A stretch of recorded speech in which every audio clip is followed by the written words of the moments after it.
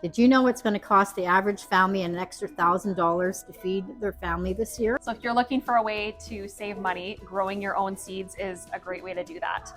For 7 months of the year, I see my veggie garden as my own personal produce market. So we're here to tell you about some of our tried and true favorite varieties that are super easy for you to grow. For the beginner gardener, some seeds like lettuce, radish, and onion are very hard to handle. They're small. So we have seed tapes here. Your seed is already spaced out for you.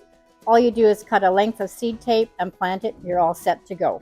So one of my favorite things to grow all season is the dark arbor kale. It is a super dark green, crunchy variety that I clip all season long to make my famous kale Caesar salad that all of my friends request that I bring to everything.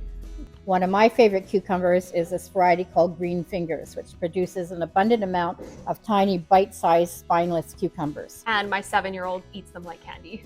For you good cooks out there that like to make your own tomato sauce, San Marzano is our #1 selling variety of paste tomato. It can't be beat. My next favorite seed to grow is the Oregon sugar pod. It's a flat, super crunchy snow pea. It makes excellent stir fries, and I'm just picturing it now in my food, sliced on a diagonal. It's so beautiful. I like variety, so I absolutely love these combo packs. Here I'm getting 3 different varieties of bell peppers, and I love them fresh eating or stuffed.